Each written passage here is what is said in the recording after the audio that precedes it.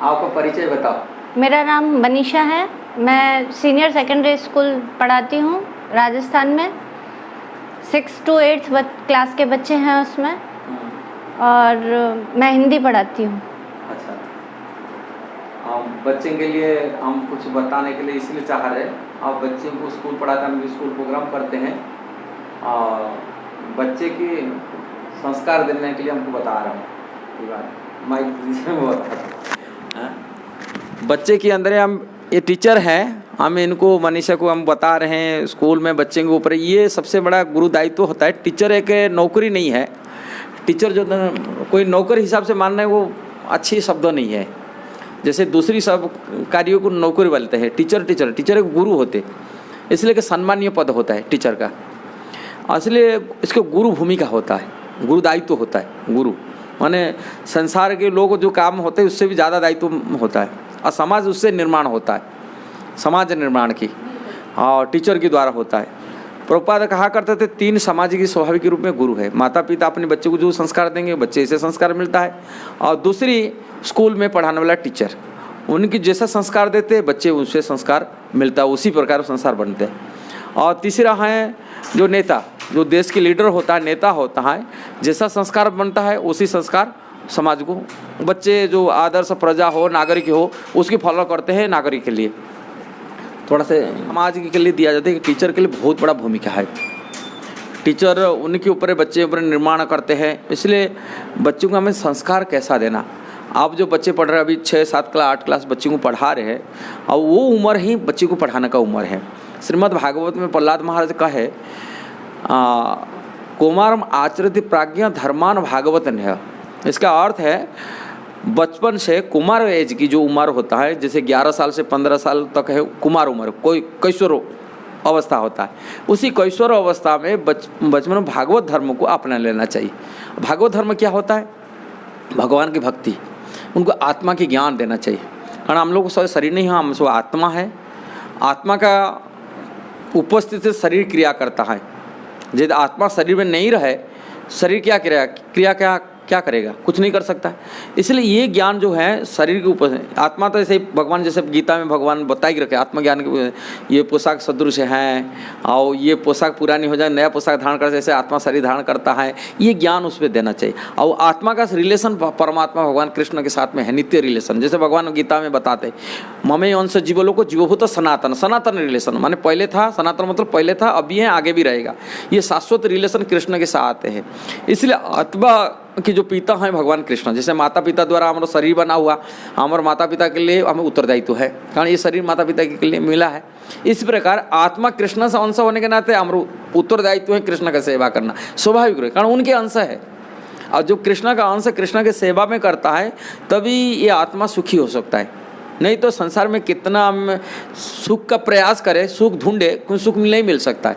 जैसे मछली को पानी में ही सुखी हो सकता है, उनका स्वरूप है पानी में रहना, किंतु मछली में ज़मीन में आकर आप वो कितना खाना अच्छा पकवान बनाए खिलाए दो, कि मछली को तरह तरह चीज़ की फिल्म दिखाए दो, कि गाना सुनाए दो, तरह तरह के सुने, मछली कैसे सुखी नहीं हो सकता, कारण उनका स्वरूप है पानी में रहने से सुखी हो सकता है। ऐसे आत्मा परमात्मा की सेवा करने, कृष्ण का सेवा करने से, कि कृष्ण का हम लोग स्पिरिट है, स्पिरिचुअल वर्ल्ड जो आध्यात्मिक जगत को जाने से हम सुखी हो सकते, यहाँ संसार में सुखी नहीं हो सकते। इसलिए कृष्ण की जो परमात्मा के ज्ञान होना चाहिए, और भगवान की सेवा की मनोवृत्ति। कारण सेवा करने से, जैसे ये हाथ है शरीर का अंश है, हाथ शरीर की सेवा करता तो वो सुखी हो सकता है। अब हाथ जब से शरीर की सेवा नहीं करता है, बोले बीमारी हो गया, लोग को मर गया, पैरालाइज हो गया, कारण सेवा नहीं कर पा रहा है, ऐसे बेकार हो गया।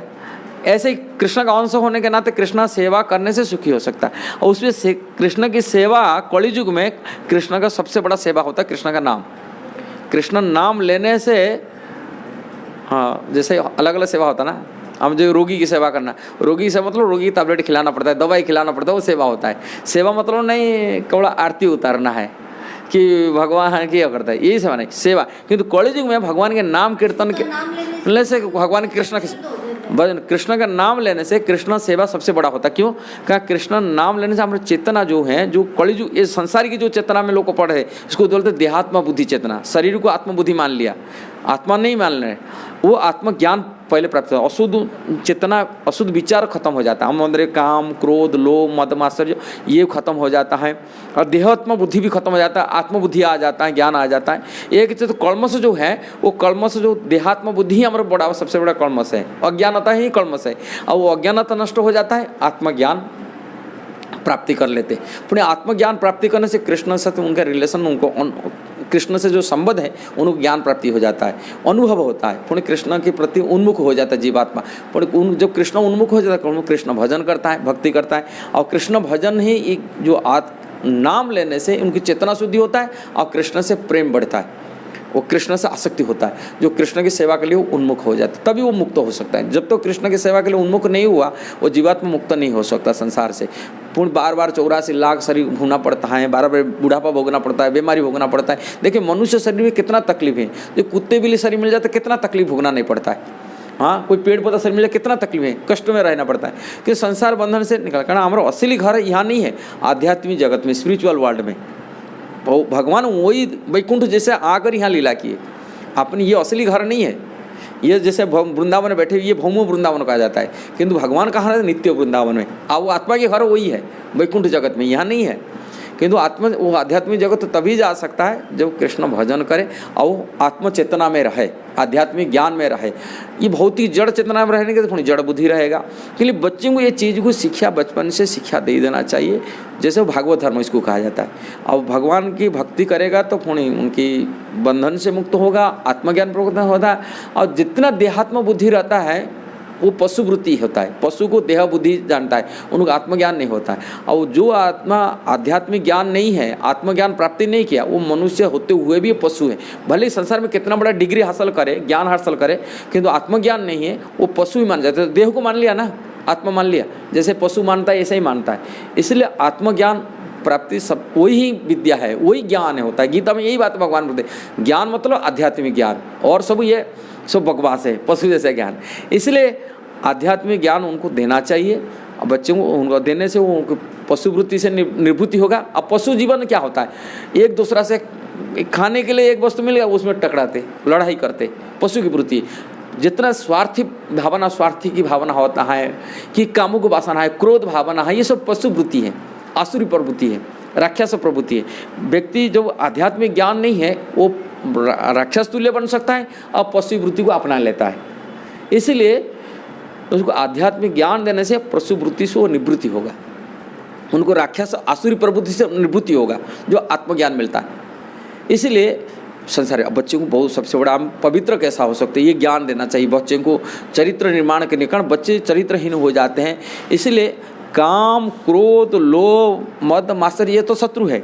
तीसरा 3 चीज़ भगवान भगवत गीता में सबसे बड़ा शत्रु बोली गए, काम और क्रोध, लोभ।